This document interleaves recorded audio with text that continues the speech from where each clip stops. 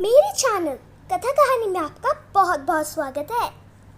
एक बार फिर देव ऋषि नारद के मन में यह अभिमान पैदा हो गया कि वे ही भगवान विष्णु के सबसे बड़े भक्त हैं। वे सोचने लगे, मैं रात दिन भगवान विष्णु का गुणगान करता हूँ, फिर इस संसार में मुझसे बड़ा भक्त और कौन हो सकता है। किंतु पता नहीं श्रीहरि मुझे ऐसा समझते हैं या नहीं। यह विचार कर नारद भगवान विष्णु के पास क्षीर सागर में पहुँचे और उन्हें प्रणाम किया। विष्णु जी बोले, आओ नारद, कहो कैसे आना हुआ। नारद बोले, भगवान मैं आपसे एक बात पूछने आया हूँ। भगवान विष्णु बोले, मैं तुम्हारे मन की बात जानता हूँ, नारद फिर भी तुम्हारे मुंह से सुनना चाहता हूँ। नारद ने कहा, हे देव, मैं जीवन भर आपका गुणगान करता हूँ, पल पल हर क्षण मुझे बस आपका ही ध्यान रहता है। आप मुझे यह बताइए कि क्या मुझसे भी बड़ा आपका कोई अन्य भक्त संसार में है। भगवान विष्णु समझ तो पहले ही गए थे कि नारद को अपनी भक्ति पर अभिमान पैदा हो गया है, किंतु अपने मन की बात छुपाकर वे बोले, नारद इस प्रश्न के लिए तो तुम्हें मेरे साथ मृत्यु लोक चलना पड़ेगा। नारद बोले, ठीक है भगवान, मैं मृत्यु लोक चलने के लिए तैयार हूँ। भगवान विष्णु नारद को लेकर मृत्यु लोक चल पड़े। धरती पर पहुंचकर दोनों ने किसान का भेष धारण किया और एक गांव के किनारे बनी एक झोपड़ी की ओर चल पड़े। विष्णु बोले, नारद मेरा एक बहुत बड़ा भक्त है, यहाँ इस कुटिया में रहता है। आश्चर्य है, क्या मुझसे बढ़कर भी किसी की भक्ति हो सकती है। नारद के मुख से निकला, क्या वह भी मेरी तरह आपका ध्यान लगाए रहता है। आओ सवे ही जान लोगे। विष्णु ने कहा और उस कुटिया की ओर बढ़ गए।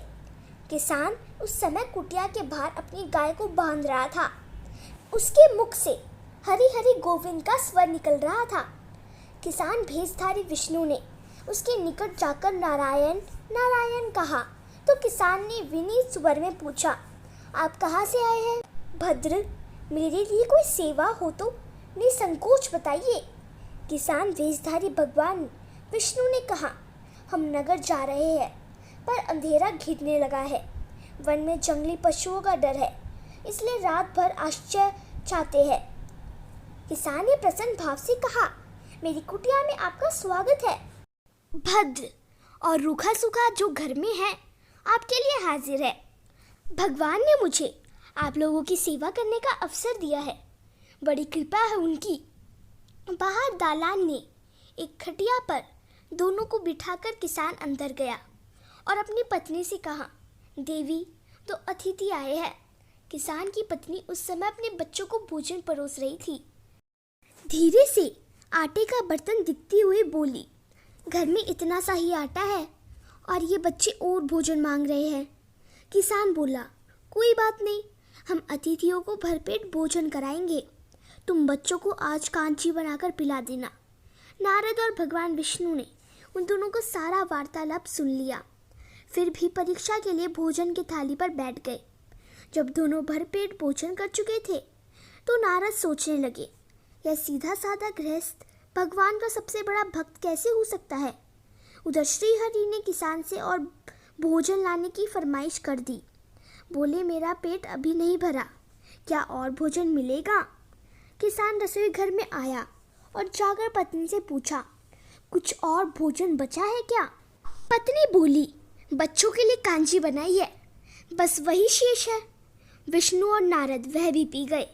किसान और उसके परिवार को भूखा ही सोना पड़ा।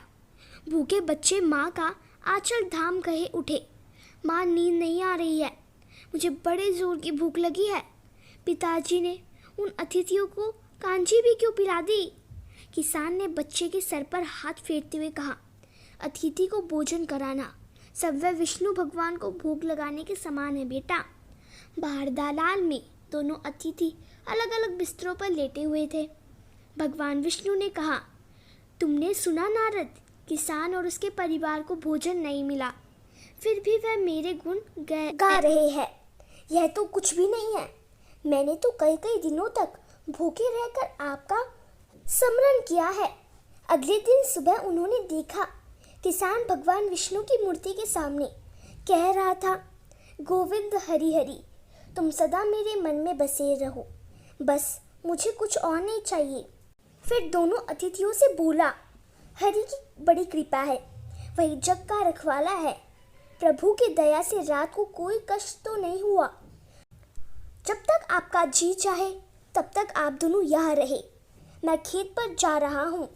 किसान भेषधारी श्री हरि बोले, हम भी तुम्हारे साथ चलेंगे यदि तुम्हें कोई आपत्ति ना हो तो। नारद और विष्णु भगवान किसान के साथ उसके खेत पर गए। किसान बोला, यही है अपना खेत, अब मैं अपना काम करूँगा। गोविंद हरि हरि।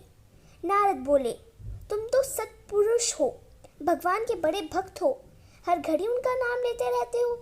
किसान बोला, अरे कहा काम से जब भी थोड़ा बहुत समय मिलता है तभी उनका नाम ले लेता हूँ। नारद ने पूछा, कब कब मिलता है समय? किसान बोला, सुबह उठता हूँ तब, रात को सोता हूँ तब, और दिन में जब भी काम से समय मिल जाए। ओ समझा, नारद के मुंह से निकला। दोनों जब किसान से विदा लेकर चले तो नारद ने विज्ञानात्मक स्वर में कहा, आपने सुना भगवान, वह सुबह शाम 2 बारी आपका स्मरण करता है, जबकि मैं हर समय ध्यान करता हूँ, फिर भी आप उसे महान भक्त बताते हैं। नारद की बात सुनकर श्री हरि चुप रहे, किंतु मन ही मन उन्होंने कहा, कारण भी जान जाओगे नारद। विष्णु ने एक कलश को तेल से लबालब भरकर नारद को दे दिया और बोले, नारद, इसे अपने सिर पर रखकर बिना हाथ लगाए सामने वाली पहाड़ी तक ले चलो। ध्यान रहे इस कलश में रखे तेल की एक बूंद भी जमीन पर ना गिरे।